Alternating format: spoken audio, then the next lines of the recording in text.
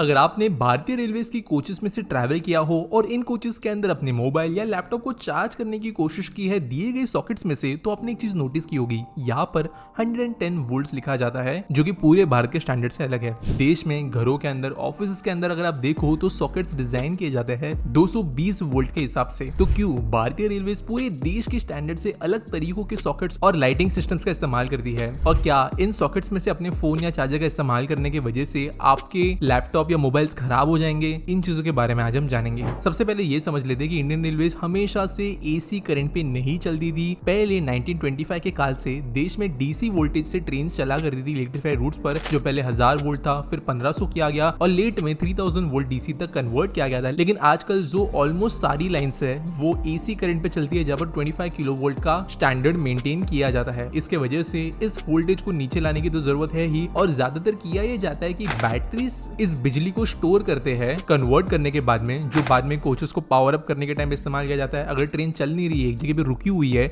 उस समय पर भी पंखे ट्यूबलाइट चलना जरूरी है, तो उस समय पर इन बैटरीज का इस्तेमाल किया जाता है। और इसके लिए रेलवेज 24 वोल्ट्स का सिस्टम इस्तेमाल किया करती थी कोचेस के अंदर। अब ये 24 वोल्ट्स इसलिए इस्तेमाल किया जाता था क्योंकि उस समय पर जो इन्वर्टर्स थे और एयर कंडीशन सिस्टम स्टैंडर्ड मिलते थे वो 24 वोल्ट पे ही चलते थे, और इसलिए 24 का ही स्टैंडर्ड गवर्नमेंट ने मेंटेन करना शुरू किया। लेकिन एक दिक्कत थी 24 वोल्ट के स्टैंडर्ड के साथ में, क्योंकि 24 वोल्ट कंपैरेटिवली बहुत कम वोल्टेज है, तो जो करंट नेसेसरी है इन पंखे ट्यूबलाइट्स को चलाने के लिए, उसके लिए ज्यादा अमाउंट में करंट की जरूरत थी, और करंट ज्यादा पहुंचाने के लिए मोटे वायर्स की जरूरत थी। अगर आप बेसिक प्रिंसिपल्स ऑफ इलेक्ट्रिसिटी समझते हो तो जब भी किसी भी पोटेंशियल डिफरेंस के बीच में करंट को पहुंचाना है और अगर वोल्टेज कम है तो उस पोटेंशियल डिफरेंस को क्रॉस करने के लिए ज्यादा करंट की जरूरत पड़ेगी। बेसिकली वो इनवर्सली प्रोपोर्शनल है, और इसके वजह से रेलवेज को जरूरत पड़ती थी ज्यादा मोटी वायरिंग इस्तेमाल करने के लिए, ताकि करंट अगर ज्यादा भेजा भी जाए तो वायर गर्म ना हो, सेफली कोचेस ऑपरेट की जा सके। लेकिन इसकी वजह से रेलवेज की कॉस्ट बहुत ज्यादा बढ़ रही थी, इसलिए रेलवेज ने डिसाइड किया कि इन मोटे वायर्स के इस्तेमाल करने के बदले हम वोल्टेज को ही बढ़ा देते हैं,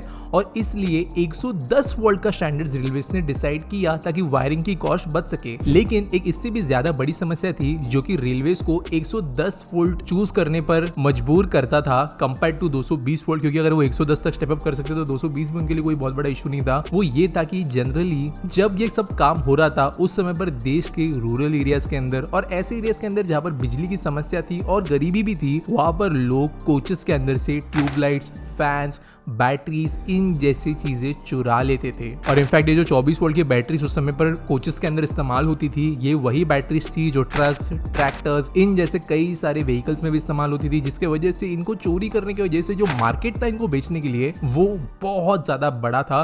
और कुछ कुछ सेक्शंस ऐसे थे देश के जहां पर ये समस्या रेलवेज को बहुत नुकसान दिला रही थी। इसी को देखते हुए गवर्नमेंट ने डिसाइड किया कि 220 वोल्ट का स्टैंडर्ड पे अगर चीजें बनाई जाए तो लोग उनका डायरेक्टली इस्तेमाल करना शुरू कर देंगे चोरी करने के बाद में, क्योंकि उनको कुछ ज्यादा डिफरेंस करने की जरूरत नहीं, वो सीधे प्लग भी कर देते घर पे जाके, तो वो चीजें चलनी शुरू होगी। लेकिन अगर 110 वोल्ट के स्टैंडर्ड के हिसाब से बनाए जाए तो कुछ सोफिस्टिकेटेड कॉन्ट्रैप्शंस की जरूरत पड़ेगी इन चीजों को इस्तेमाल करने के लिए, जो कि इनको काइंड ऑफ अनअफोर्डेबल बना देगी, अनकंपेटिटिव बना देगी चोरी के मार्केट के अंदर।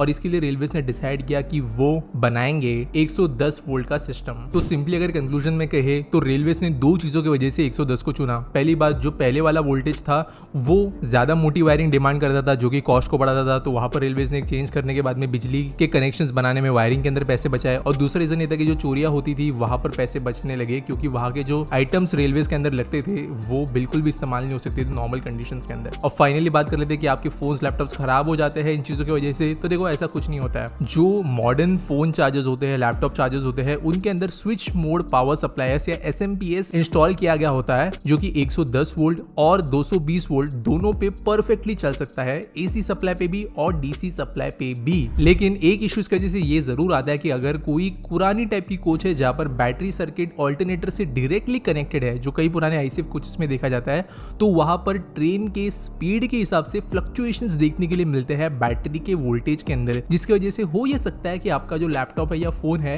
ये कांस्टेंट रेट पर चार्ज ना करे। जब ट्रेन अच्छी खासी दौड़ रही हो तो अच्छे स्पीड पे चार्ज हो, लेकिन जब ट्रेन स्लो हो जाए तो वो स्लोली चार्ज करना शुरू कर दे या फिर ना के बराबर चार्ज हो। लेकिन आज के डेट में जो AC कोचेस है, जो LHB कोचेस आ रहे हैं, उनके अंदर ये कोई समस्या नहीं है। तो आपको कोई खतरा नहीं है कि आप ट्रेन के अंदर अपने फोन्स, लैपटॉप्स या कोई दूसरे डिवाइसेस चार्ज करो, उसमें से उनको कोई नुकसान नहीं पहुंचने वाला। मे बी सिर्फ चार्जिंग स्पीड्स पर असर पड़ेगा। उम्मीद करता हूँ ये क्विक वीडियो आपको अच्छी लगी होगी। आपके पास कोई सजेशन है टॉपिक के लिए तो आप कमेंट से मुझे बता सकते हो। मिलेंगे अगले वीडियो में।